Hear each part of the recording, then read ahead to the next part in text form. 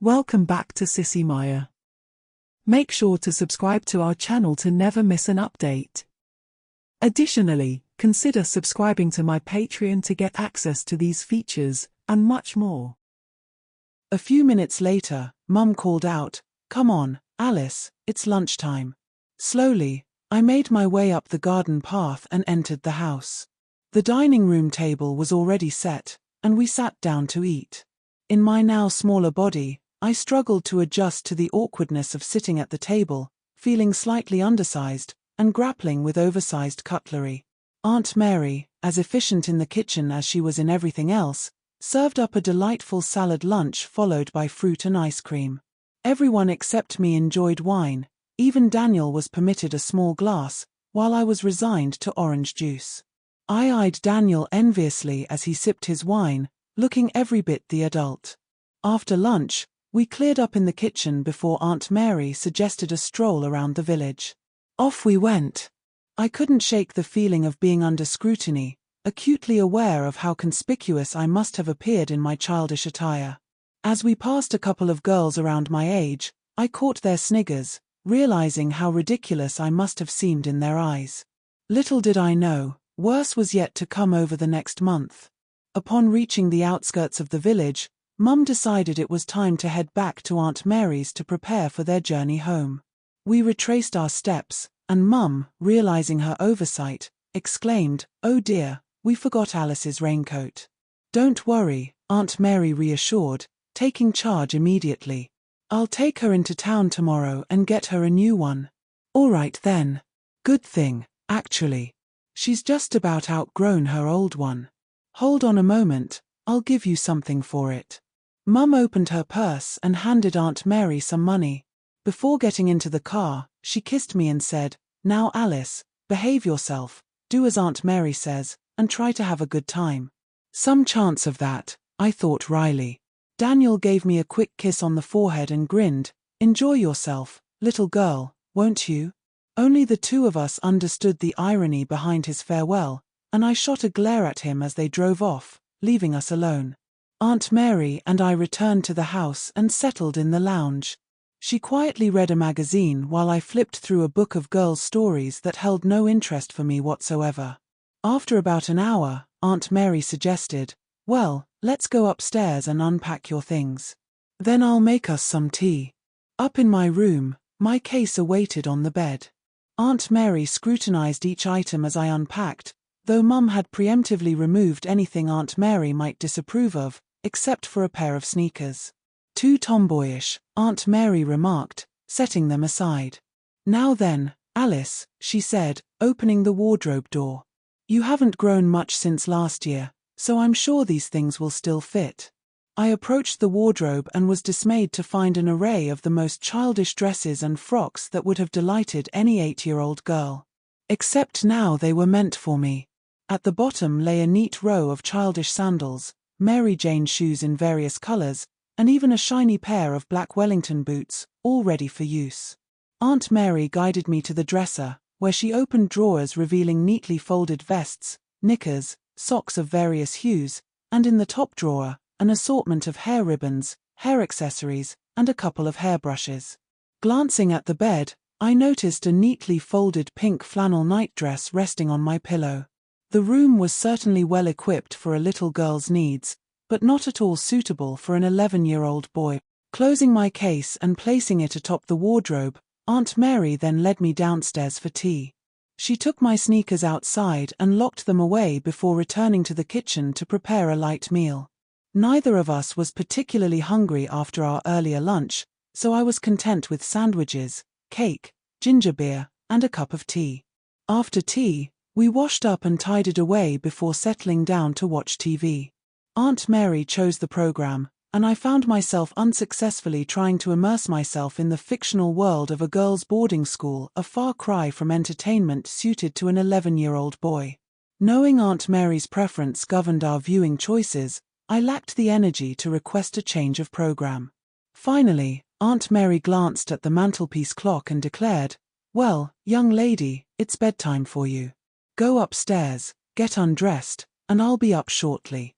Although it seemed a bit early for an 11-year-old, I was weary from the day's events and willingly ascended to my room. Standing before the full-length mirror in the wardrobe, I still couldn't reconcile the image staring back at me with who I truly was. With a sigh, I sat on the bed, unbuckled my sandals, and slipped them off before removing my socks. Standing up again, I struggled to untie the bow of my sash belt behind me, then attempted to unfasten the buttons down my back. It proved nearly impossible, and after futilely twisting and turning in frustration, I gave up. Summoning Aunt Mary's help, I called out from the door, "Aunt Mary, could you come up here please? I can't undo my dress."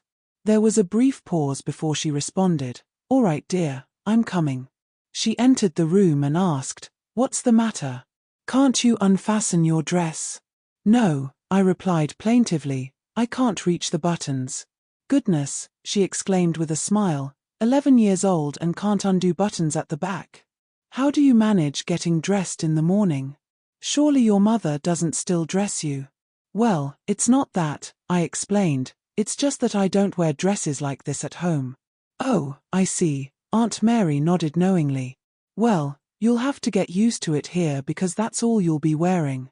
"Very well then, turn around and stand still." With practiced ease, she unfastened the buttons of my dress. As I raised my arms, relieved, I pulled the dress off over my head. Stepping out of my knickers, I removed my vest. Aunt Mary handed me the pink flannel nightdress, which I reluctantly put on, feeling its warmth and comfort despite its girlish nature.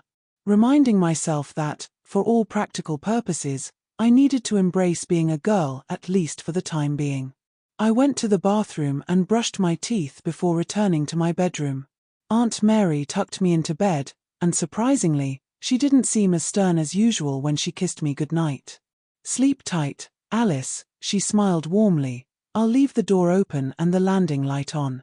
I'll be in my room next door if you need anything. Night-night, dear." With that, she turned off the bedroom light and went downstairs. I lay in bed, staring up at the softly lit ceiling for a while, still finding it hard to believe I was now inhabiting the body of my 11-year-old sister, about to spend a month with Aunt Mary in the countryside. I pondered what the next few days would bring, though my imagination couldn't quite grasp it all. Soon, fatigue took over, and I drifted off into sleep. I woke up and glanced out the window to see dark clouds racing across the sky. It was clear we were in for some rain. I lay there for a few minutes, watching the clouds until Aunt Mary entered the room, saying cheerfully, "Good morning, Alice. Looks like it's going to be a wet day, so we better head into Worthing to get you a new raincoat. Go wash up while I find something for you to wear. I'll help you dress, considering last night's struggle." Off you go. I got out of bed and headed to the bathroom. By the time I returned, Aunt Mary had laid out my clothes. Internally, I groaned when I saw them. I knew I wouldn't enjoy this one bit, but reminded myself to try and embrace the role of being a girl. "All right," Aunt Mary said, holding up a pair of pink cotton knickers, "step into these." I complied, and she pulled them up, arranging them neatly. Next, she helped me into a vest, tucking it into the waistband of the knickers. "Now," she continued, holding up a dress from the hanger, "let's see how this looks on you." I slipped into the dress as she guided it around me. She efficiently fastened the buttons down the back and tied the belt in a tidy bow behind me, knowing full well I wouldn't manage it on my own. Sitting me down on the bed, Aunt Mary pulled on a pair of white cotton ankle socks onto my feet. Then she fetched a pair of black shiny Wellington boots from the wardrobe. "You'll need these today," she remarked. "They're predicting rain, and they'll go well with your new raincoat. Stand up and put your foot in." I stood as she steadied the boot, and with effort, slid my foot inside with a satisfying plop. We repeated the process with the other boot. Aunt Mary chuckled softly, observing, "Well, those boots certainly don't match that delicate dress, but they'll do until you get your new raincoat." She was right. The dress was delicate, styled much like the one I wore the previous day, but this time in pink with small rosebuds across the front instead of a smocking pattern. Aunt Mary studied me for a moment before speaking. "Sit down at the dresser, dear. I need to sort out your hair." I complied, settling into the chair and gazing at my reflection in the mirror as Aunt Mary began brushing my hair thoughtfully. Suddenly, she brightened, exclaiming, "I've got it. Plaits are perfect for you." Yes, a nice pair of plaits will keep your hair tidy and are so fitting for little girls. I inwardly groaned, recalling how insistent she had been on Alice wearing pigtails last year, knowing how much Alice had despised them. For a tomboy like her, it was the ultimate indignity, and now it seemed it was my turn. Resigned to my fate, knowing any protest would be futile, I braced myself. Aunt Mary brushed my hair several times before using a large comb to part it down the middle, dividing it into 2 equal sections. Taking hold of one bunch, she divided it into 3 strands and began braiding it. As she started the first fold, she pulled tightly, causing a sharp pain to shoot across my scalp. "Oh!" I exclaimed involuntarily. "Please, Aunt Mary, that hurts. It's too tight." "Don't be silly," she responded briskly. "It has to be tight to stay neat. Now sit still or I'll have to redo it." Initially, the tightness felt unbearable, as if I could never close my eyes comfortably, but after a few minutes, I adjusted as it became merely uncomfortable rather than painful. Once she reached the end of the plait, she secured it with an elastic band to prevent it from unraveling. She then repeated the process with the other side, soon giving me a pair of perfectly matched pigtails in a typical schoolgirl style. Next, Aunt Mary selected pink hair ribbons from the top drawer. "Let's see," she mused, "pink to match your dress." She cut 2 lengths and deftly tied them into bows at the ends of my pigtails. "Now for the finishing touch," she declared, retrieving 2 white plastic hair slides shaped like small bows from the drawer. Carefully placing one on each side of my head, she clicked them into position. "There we go," she admired her handiwork. "Lovely, absolutely perfect." She adjusted the plaits so that they framed my face, with the pink ribbons resting on my chest. Examining myself in the mirror, I understood why Alice had loathed wearing pigtails. Combined with the style of the dress, I felt more like a 6-year-old than an 11-year-old. Sighing to myself, I resignedly thought, "Oh well, better get used to it." Aunt Mary seemed pleased, announcing, "All right, Alice, you're all set for the day. Let's go downstairs and have some breakfast. I want to get to the shops and find you a new raincoat before the rain starts." We descended into the kitchen where we promptly began a hearty breakfast of cereals, eggs with bacon, and toast topped with marmalade, accompanied by cups of tea. It was a satisfying start to the day. After finishing our meal, we swiftly cleaned up and put away the dishes. The moment had arrived for me to venture out into the world, now inhabiting the physical form of an 11-year-old girl. I retreated upstairs to brush my teeth. Upon returning downstairs, I found Aunt Mary donning a red tartan rubberized Macintosh with a hood and retrieving a bright blue umbrella from its stand in the hallway. She glanced at me with a smile. "All set?" she inquired. "It hasn't started raining yet, so you should be fine in just your dress until we reach town. If it does rain, you can use my umbrella. My hood will keep me dry." She secured the belt of her coat, opened the front door, and we stepped outside. The warm breeze felt surprisingly comfortable against my lightweight summer dress as we walked down the street towards the bus stop. We stood there waiting for the bus to Worthing, joined soon after by 2 women in line.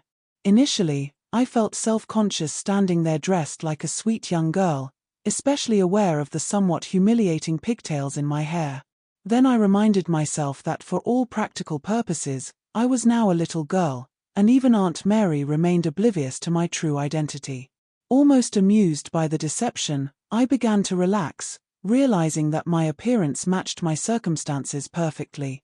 If I was going to inhabit the role of a young girl for a month, I might as well embrace the novelty and enjoy the challenge of playing the part convincingly. "Please try to stand nicely, dear." Aunt Mary's voice interrupted my thoughts, jolting me back to reality. I noticed I had been standing in a typically casual, boyish posture, legs crossed and leaning against the bus shelter. This wouldn't do at all. Quickly recalling how Alice and her friends typically stood, I straightened up, feet together, hands resting loosely in front of me, hoping I had replicated the correct posture. Aunt Mary seemed satisfied, nodding approvingly. I realized maintaining this deception would require keen observation and concentration. Suddenly, I felt the need for a crash course in demeanor and began observing the mannerisms of girls around me with keen interest. A few moments later, the bus arrived, and we boarded. Aunt Mary and I settled into seats near the door, facing the two women seated opposite us. It appeared that my appearance garnered everyone's approval except my own. After a brief silence, one of the women turned to Aunt Mary and remarked, "That's a lovely dress she's wearing." "Special occasion?" "No, not particularly," Aunt Mary responded. "I simply prefer my niece to look presentable." "Well, she certainly does," the woman replied. "It's refreshing to see a young girl dressed like a girl these days, considering some of the dreadful things they wear. I feel the same way. Alice stays with me only during the summer holidays for a month, but at least when she's here, she behaves like a proper young lady."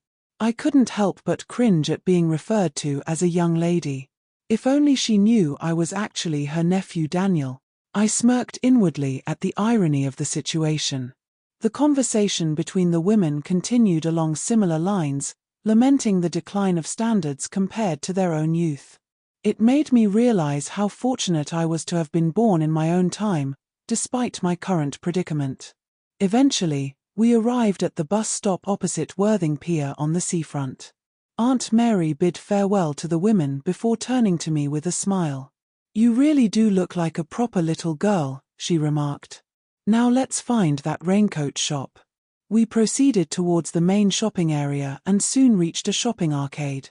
"Here we are, Alice," Aunt Mary announced. "It's just down here." As luck would have it, just as we approached, the heavens opened and rain poured down. We hurried down the arcade until we stopped outside Kendall's, a shop specializing in raincoats, umbrellas, and Wellington boots, a one-stop shop for staying dry. Aunt Mary opened the door, and we stepped inside. It was a treasure trove of rainwear in every variety imaginable, filled with the distinct scents of poplin, gabardine, plastic, and rubber. Rows of raincoats surrounded us, with neatly arranged Wellington boots underneath, and a vibrant display of umbrellas adorned the end wall. "Good afternoon, madam," greeted a young shop assistant emerging from behind the counter. "Can I help you?"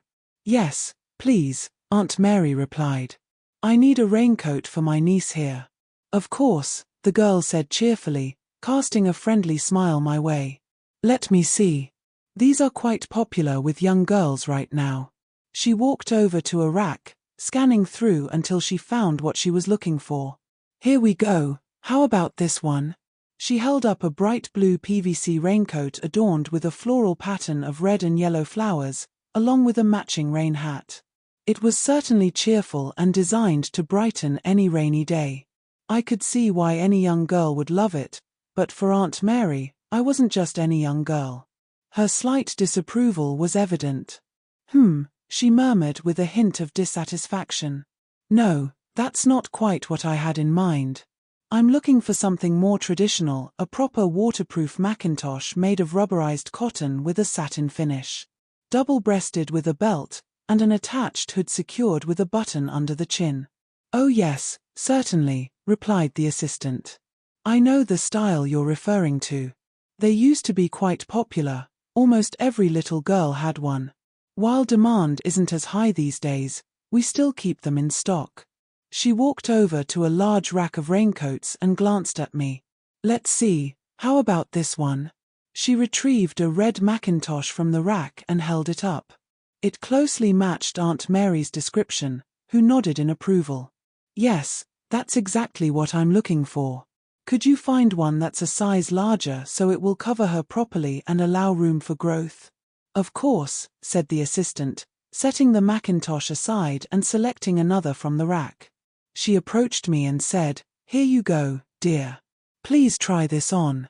Aunt Mary stepped closer, adjusting my plaits so they hung neatly down my back. The shop assistant held the Mac open for me, and with some reluctance, I slipped my arms into the sleeves. She stood in front of me, fastened the buttons up to the neck, threaded the belt through the buckle, and secured it neatly. The sleeves extended down past my fingers, and the hem reached several inches below my knees. I felt incredibly small, even younger than my actual age. "Very good," Aunt Mary commented approvingly. "Now, let's see how it looks with the hood up, shall we?" She lifted the hood, buttoning it securely under my chin and adjusting it forward.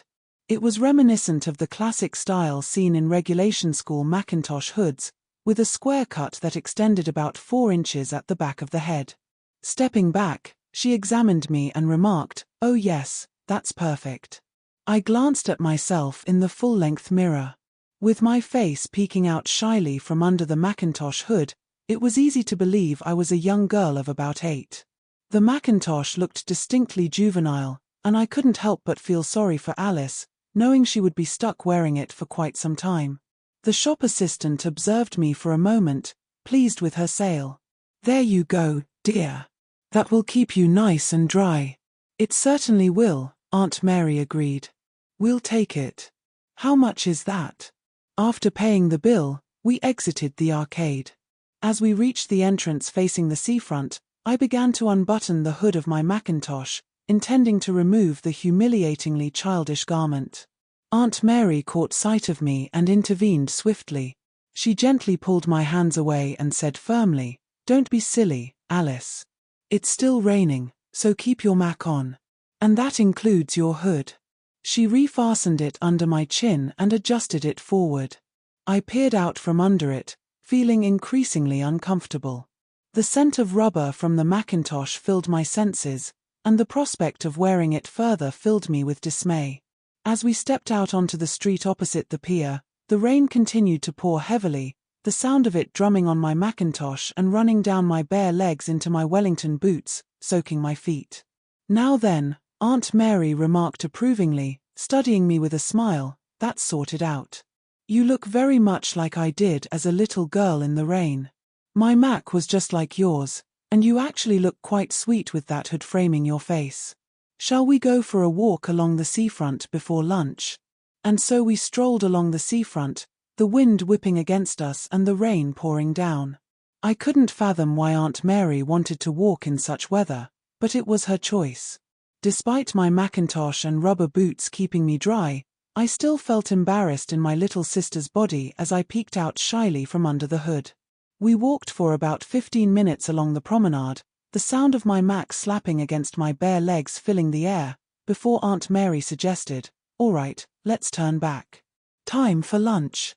We retraced our steps and soon returned to the town centre. After a brief walk up the road, we arrived at Lion's Corner House, a quaint cafe opposite the town hall. Aunt Mary, clearly familiar with the place, led us into the warm, bustling cafe scented with lunch. We proceeded to the end of the room and found a vacant table. Aunt Mary turned to me, unfastened the hood of my new Macintosh and pushed it back, then helped me out of the Mac. She then removed her own and hung both up on a nearby coat stand before we sat down facing into the room.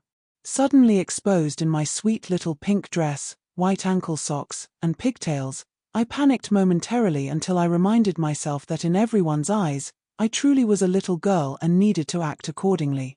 For a fleeting moment, I envied Alice, who was probably reveling in her disguise as me on the ship to the Isle of Man. Frustrated and humiliated, I clenched my teeth, but then resolved that since there was nothing I could do, I should simply play along as Alice and wait for our switch back.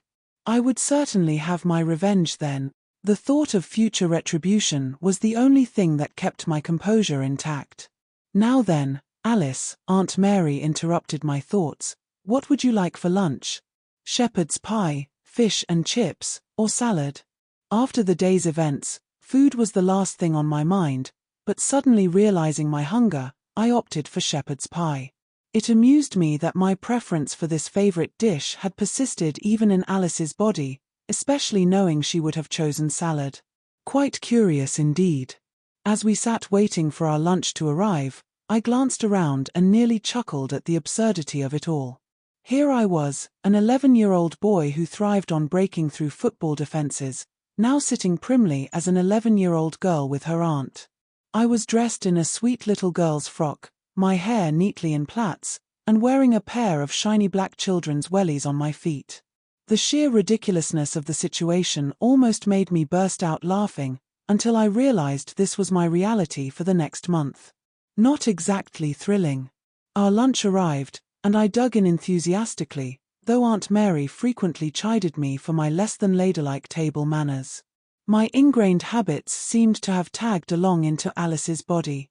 Despite the scolding, the food was delicious, and after indulging in an ice cream topped with chocolate sauce, I felt much better. Once we finished our meal, Aunt Mary retrieved my Macintosh from the coat stand and held it out for me.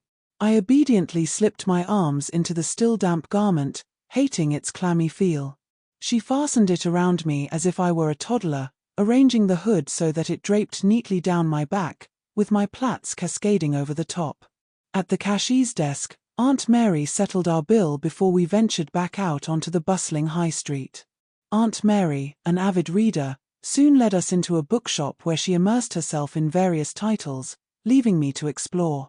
I stumbled upon a section of boys' adventure books and quickly became engrossed in thrilling tales of daring exploits, far more captivating than the girly stories of fairies and school adventures.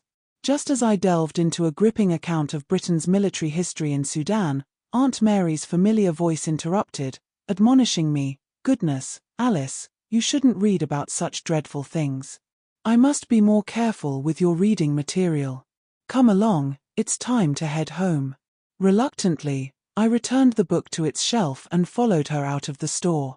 Rain had started again, prompting Aunt Mary to once more secure my Macintosh hood firmly under my chin. Peering out from under it, I felt a pang of humiliation, feeling every bit like any other little girl, which, in my mind, I certainly was not. Blushing with embarrassment, I trudged alongside Aunt Mary through the rain-swept streets until we reached the bus stop where we had disembarked earlier. After a wait of about 15 minutes, our bus arrived, and we boarded. I disliked the rubbery smell and the close confinement of my damp Macintosh hood around my face, but was relieved when Aunt Mary didn't object as I unfastened it and let it rest over my shoulders. After completing the bus journey home, we arrived back in Storrington and entered Aunt Mary's house. We shed our wet Macs in the hallway before proceeding to the lounge. Aunt Mary glanced at my feet and remarked, "Well, Alice, I don't think you'll need your Wellingtons for the rest of the day. Why don't you go upstairs and fetch a pair of shoes to change into?" Relieved at the suggestion, I hurried up to my room. Opening my wardrobe, I surveyed my collection of footwear, which leaned heavily towards girlish styles. Opting for a pair of black T-bar sandals with a juvenile look, I brought them downstairs. Aunt Mary removed my Wellingtons and secured the sandals, fastening them firmly with the buckles at the sides of my feet. We spent some time chatting until Aunt Mary turned on the radio to listen to her favorite program, Woman's Hour. Though I had no interest in the program, I sat quietly as expected. After it concluded, we moved to the kitchen where Aunt Mary prepared our supper while I set the table, trying my best to be a polite and attentive niece, though I doubted my success. Our meal of mushrooms on toast, bread with jam, and cake was enjoyed, accompanied by orange squash and tea. After supper, Aunt Mary instructed me to don a white, frilly apron reminiscent of Alice in Wonderland, and together we tied it up. Returning to the lounge, Aunt Mary switched on the television, and we watched the news followed by a couple of comedy programs. Eventually, Aunt Mary glanced at the clock on the mantelpiece and declared, "Come along, Alice, it's bedtime for you." Bedtime at 8 o'clock. Despite my initial surprise, I welcomed the idea, exhausted from the day's emotional roller coaster and eager for solitude. We ascended to my room where Aunt Mary helped me undress for bed, unfastening the buttons of my dress as she remarked, "You really ought to learn to manage your own buttons, Alice, and tie your belt in a neat bow behind you. It's also time you learned to plait your own hair with those cute little bows at the end. We'll make that our task tomorrow morning. You'll catch on quickly." I inwardly scoffed at the prospect of learning to dress myself and style my hair in such a manner. Soon, I was tucked into bed, and fatigue quickly overtook me, ensuring a swift journey into sleep. I'll leave the remainder of my stay with Aunt Mary to your imagination. Let's just say that for any boy, it was the epitome of humiliation. No boy enjoys being dressed as a girl, even for a short time in a school play.